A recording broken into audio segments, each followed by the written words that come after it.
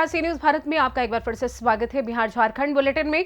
तो इस बुलेटिन में हम बात करेंगे दुमका की, जहां शिकारीपाड़ा में निकला झामुमो का विजय जुलूस। जमकर नाचे समर्थक एवं कार्यकर्ता। और आगे रुक करेंगे लातेहार की ओर, जहां महुआ डांड के संत जेवियर्स महाविद्यालय में हर्षोल्लास और धूमधाम से मनाया गया सेंट जेवियर्स दिवस। और दिखाएंगे कैसे लातेहार में सरयू आंगनबाड़ी केंद्र में बाल विकास परियोजना के द्वारा बढ़ती ठंड को देखते हुए बच्चों के बीच निःशुल्क स्वेटर का वितरण किया गया। इन तमाम खबरों पर करेंगे विस्तार से चर्चा।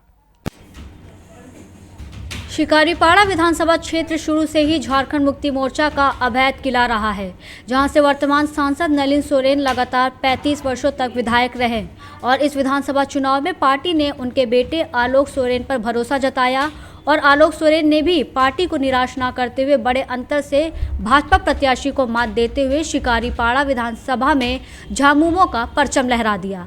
विधायक आलोक सोरेन ने कहा है कि शिकारीपाड़ा विधानसभा क्षेत्र में झारखंड मुक्ति मोर्चा का दबदबा था, दबदबा है और दबदबा बना रहेगा, क्योंकि मेरे पिताजी नलिन सोरेन ने 35 वर्षों तक जनता की सेवा की है और अब जब जनता ने मुझे विधायक के रूप में चुना है तो मैं भी जनता के हर सुख दुख में शामिल रहूंगा और उनकी समस्याओं को दूर करूंगा।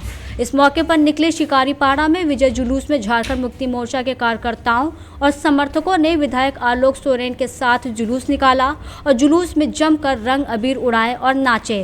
पूरा शिकारीपाड़ा बाजार हरे अबीर और विधायक आलोक कुमार सोरेन और झारखंड मुक्ति मोर्चा के नारों से गूंज उठा। दुमका से सी न्यूज संवाददाता सद्दाम हुसैन की रिपोर्ट।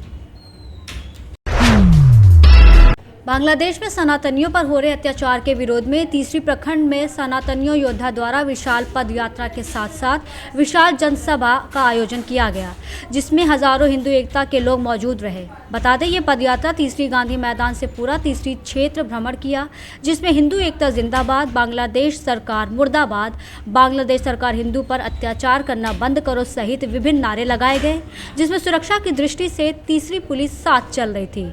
जिसके बाद गांधी मैदान में विशाल जनसभा आयोजन किया गया, जिसमें सभा को संबोधित करते हुए हिंदू एकता के लोग ने कहा कि बांग्लादेश में कट्टरपंथियों की सरकार है जो हिंदुओं पर हमला कर रही है। वहां हिंदुओं के मंदिरों पर निशाना बनाया जा रहा है, जो बहुत ही दुर्भाग्यपूर्ण है। इसलिए मैं भारत सरकार से मांग करता हूं कि बांग्लादेश में हिंदुओं पर हो रहे अत्याचार को संज्ञान में ले।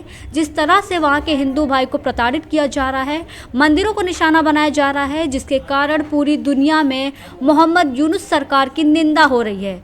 इसलिए हम हिंदू भाई चाहते हैं कि भारत सरकार संज्ञान में लेते हुए अंतर्राष्ट्रीय न्यायालय से बांग्लादेश सरकार मोहम्मद यूनुस सरकार को बर्खास्त कराए और फिर से एक लोकतांत्रिक सरकार का गठन किया जाए।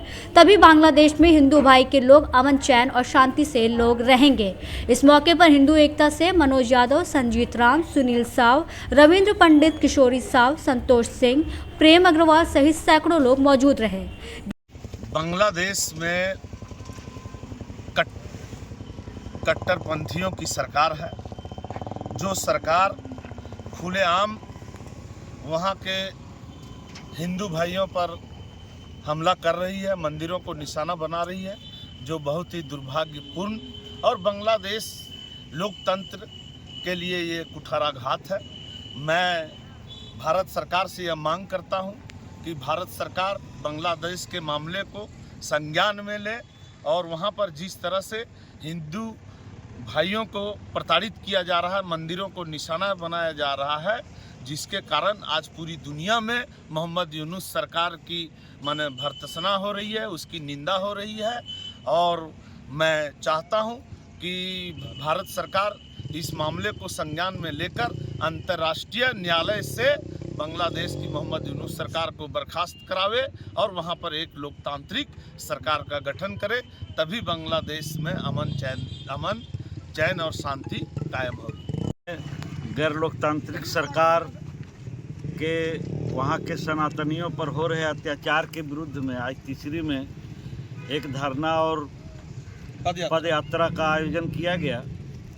इसके माध्यम से भारत सरकार से पूरे गिरिडीह जिला के सनातनी समाज के द्वारा मांग किया जाता है कि बांग्लादेश पर प्रतिबंध लगाया जाए। यहाँ से अनाज, बिजली, दवा, जितना भी सामग्री यहाँ से निर्यात होता है, सब पर रोक लगाया जाए और वहाँ के हिंदुओं को बचाने के लिए यदि ज़रूरत पड़े तो सैन्य कार्रवाई भी किया जाए। यही मांग यहाँ के सनातनी हिंदू समाज द्वारा किया जाता है। गिरिडीह से सी न्यूज़ संवाददाता आनंद बरनवाल की रिपोर्ट। आज जेवियर दिवस के शुभ अवसर पर महाविद्यालय में मुख्य अतिथि के रूप में महुआ डांड के अनुमंडल पदाधिकारी विपिन कुमार दुबे, प्रखंड विकास पदाधिकारी Santosh Baitha, Xavier provincial father Vincent हसंदा, फादर बॉब स्लेटेरी, IQAC सदस्य मोहम्मद तनवीर मौजूद रहे।